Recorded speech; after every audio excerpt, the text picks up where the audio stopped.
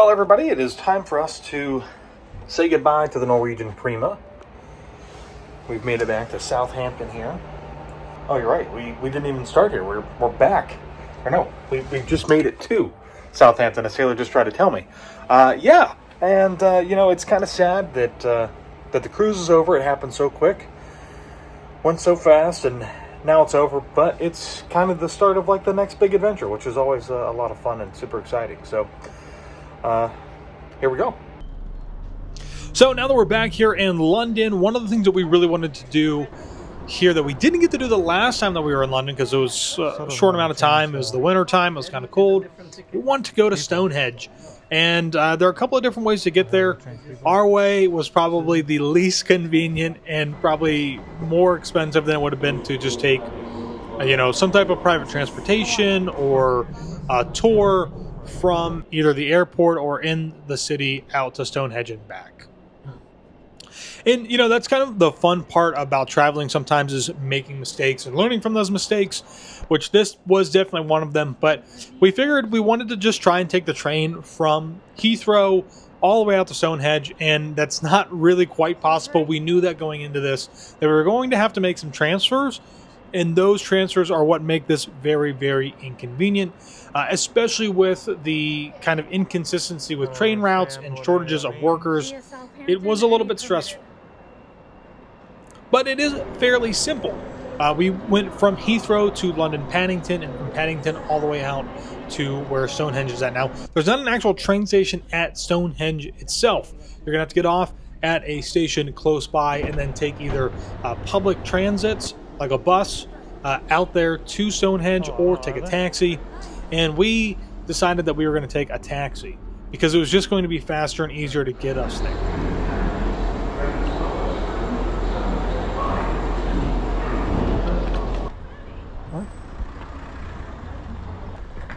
Can we go? Could you take us to Stonehenge? Yeah.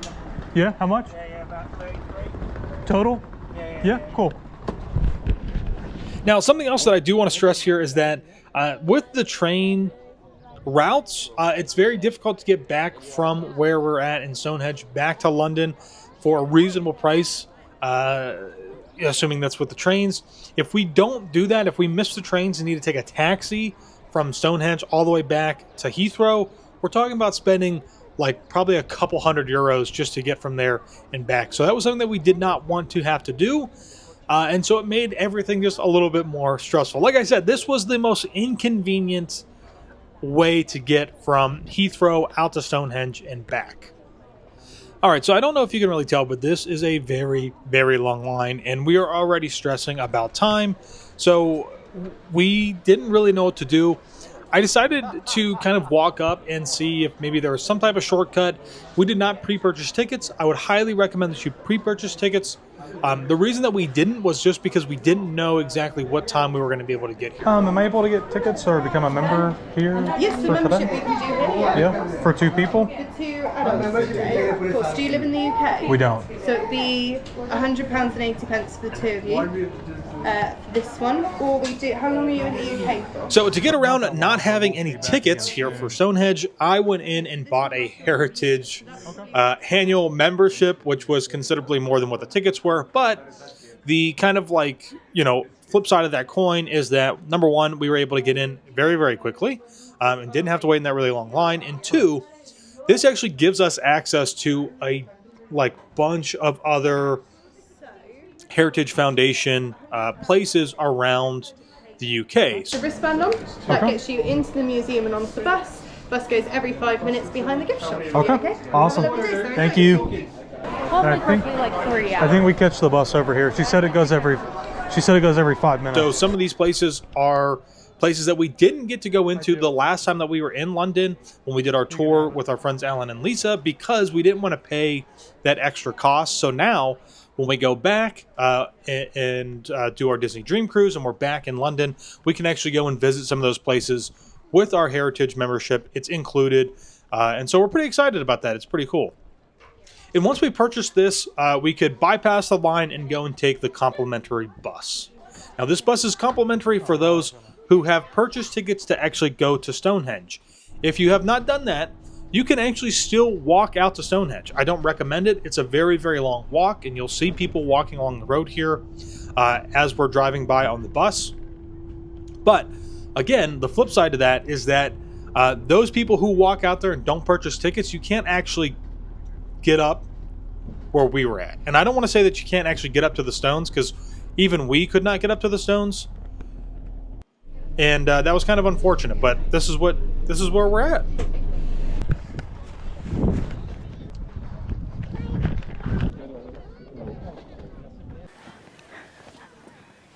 Put me on the spot here. Yeah, it's pretty wild. Yeah, we made it to Stonehenge. It was quite the journey to get here, I must say. Some train rides and transfers and taxi and bus, but we made it. This is wild to be here at Stonehenge in the UK. I mean, it's like right there, and they're huge. And it's just, it's kind of amazing to think about how those stones got put up there. But it's kind of interesting. It's a little sad. There was a couple who were walking in, and we kind of passed them, and I just caught our conversation. But she said as a kid, you know, it wasn't busy like this. It wasn't over tourist, and people could walk right up and touch the stones. And obviously that's not the case anymore. It's all roped off to try and protect, you know, this place itself. I don't know if you guys saw, but a few weeks ago, there were some people who came in and put paint over the stones, kind of like as a protest type of deal. So, but it still is just wild. You know, this is a pretty popular like tourist place, and we've got just a small amount of time here, and we took that time to come and see this, and we're gonna do a quick loop and head back to the airport. So we jumped back on the bus, got back over to the gift shop museum area here. We did a little tour. We did find a few things. We bought those. And then we were going to try and figure out how we were going to get back down to the train station in Salsbury. This is kind of challenging. There are taxis that do come, but they're not normally just there hanging out and waiting. Typically, you're going to have to call a taxi to come and get you. And for us, we were super fortunate. We saw a guy waiting. He was actually waiting for one other person. And so we asked if we could, you know, catch a ride back to Salsbury with him. And he said it was fine. So just be prepared. You know, this is kind of why I said this was like the least efficient, very inconvenient way of visiting Stonehenge. And if you're coming to London or you're coming to the UK, you want to see Stonehenge, staying in London, do it through a tour. It will be much more convenient and a lot easier and a lot less stressful to do it that way than to do it our way. But once we got back to Salsbury, we saw a little pub, and we did have time before the next train. So we wanted to go in and check this pub. We didn't really record anything in there, but we did take a few photos, and it was just like this really great, classic, maybe kind of pub feel. I loved it. They had all these coasters along the ceiling. They had some really great cider, and the burgers were absolutely delicious. So if you end up in Salsbury, definitely go to this pub, try some of the food, and get some drinks. It was really, really great.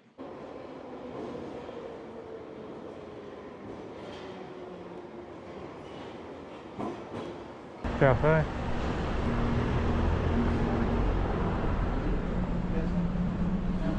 Unless it's sit down only. Hello, can we do takeaway? Yeah, what would you like, sir? Americano with extra espresso. Can I do an iced latte? Yeah, this is a really cool place.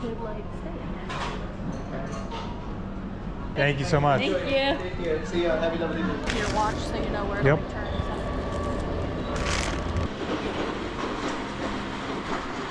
Well, that was cool. We just kind of got to get a little look at the kind of like Diagon Alley piece of inspiration there. So obviously there's the place in Scotland, which has a lot more color, but that's kind of like the little more grungy side. So if you guys remember when we were just in Scotland not that long ago, we were kind of touring around looking for some Harry Potter places, kind of feeling a little out of place every so often. Then we'd see other people. So we decided to come to Grimwald Place, thinking we might be out of place, but there's also other people here who are taking photos as well. Yeah. This spot and the last one that we went to are like kind of off the wall, not official, but official places. The last one was actually used for filming in one of the Deathly Hallows movies. This one is like inspiration and filming for Grimmauld Place. So it is really funny because we're like walking down the streets, literally like a neighborhood where people live. We turn this corner and I'm like, oh my gosh, like we're taking pictures of people's houses, but then there's other people here, like a very small group of other people. So it's kind of nice that it's not super touristy like some of the other places that we've been. Yeah, so this is it. Bruh, look up in that window. Oh my God, did somebody put a Dobby up there? Or a creature? I can't tell from here. Okay, so we just got our Quickly. photo, and granted, I did take a photo of Taylor, so I'm not trying to be totally hypocritical here when I say this, but what I will say is that when you come to places that are kind of like inspirational or even actual set locations to somebody's real house, you should really try to take your photos as quickly as you possibly can and get then out. leave to not like disturb people. I really felt like those girls were kind of Lingering. and kind of milking that situation. It reminded me a lot of Breaking Bad, right? The people whose house basically they leased for the show, like they had to put fences up, they're harassed all the time. And it kind of actually made me sad because there's a lady who lives locally on the street, I'm assuming, was walking down, and you could just kind of see like she had a little bit of like disgust of like people standing there taking the photos and stuff. So just, you know, I mean, I'm not saying not do it. I'm just saying if you are going to do it, try to do it as quickly as you can and get out of there and Just be do respectful. it in a respectful way. Be quiet, you know. Yes. Don't go up on their stoop, like don't go up on the steps. But going on, here we go. All right. So what are we doing today? Today we are having tea on a double-decker bus in London, and I am really excited for this. So I've been wanting to do like a traditional tea in London. I've been researching and looking like what's the best value for what you get, what's a cute location, and I have no idea. I think Josh might have mentioned it once about having tea on a bus, and then we never looked into it again, and then something just clicked and I was like, you know what, I need to research that again. And I found this Bridget's Bakery. It's a afternoon tea on a double-decker. It's a tour, so they drive you around the city. You get to enjoy tea, and I got us some Prosecco as well because why not? But this tea, with the tour included, was the same price as going to a really fancy tea place in the city. And you just sit at the one stationary table. So I thought this would be like a little bit of a more unique experience. And that's kind of the things that we like to look for, is something unique. And this is going to be really fun. They just told us it's going to be an hour and a half, and if you can't finish all your food, they'll actually give you a box that you can put your food in and take it with you. Pretty sure I'm going to finish all of it. But it's kind of cool that you get a little like map. So this is like a London bus tour on top of being tea and finger food basically. So it's pretty exciting, and we are moving. It is not smooth because this is like an old style traditional red double-decker bus, so don't expect it to have great suspension types of shocks and things. It's I think it adds to the ambience and the feel of the tour, so it's pretty cool. Taylor's pointing at something. Cup holders? Yes. So they have obviously tea in the selection. You can do coffee. They said that you can do iced drinks as well. So so I don't know what I'm going to get. Maybe Earl Grey. I'm a big Earl Grey fan, so I'm going to grab some of that Earl Grey tea. Can we start eating now? I'm hungry.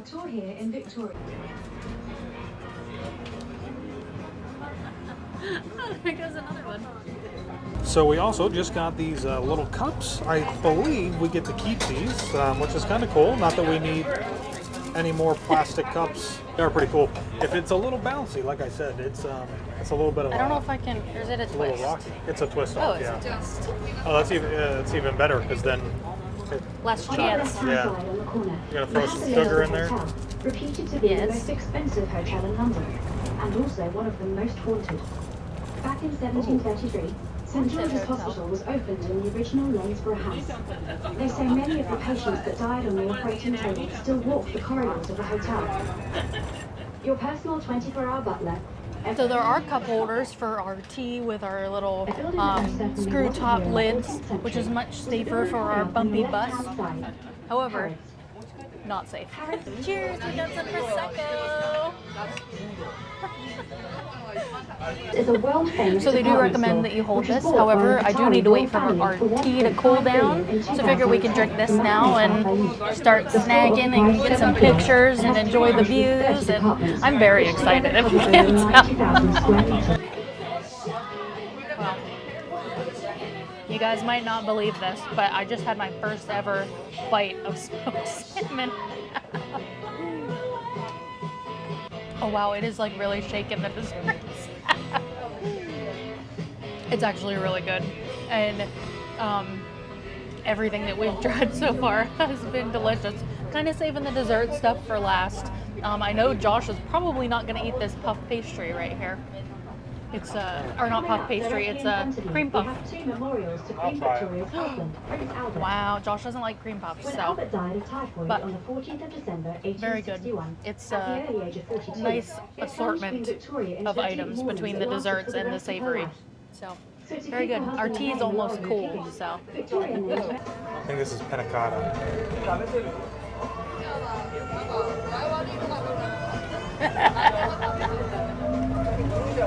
Josh is really weird about the textures. Can't do that one. I'm trying to knock the things that I know that I probably won't really enjoy out first, so I can enjoy the other things. My cupcake doesn't fly off. That's a way we like to eat, is eat the thing you think you'll like least first. Cream puff, here we go. He's not a cream puff boy. I'm not, but it's also like pretty good. I think I might finish it. Wow. The panna cotta I will definitely not. But there might be enough other things that works. Also the puff, like the pastry inside is not so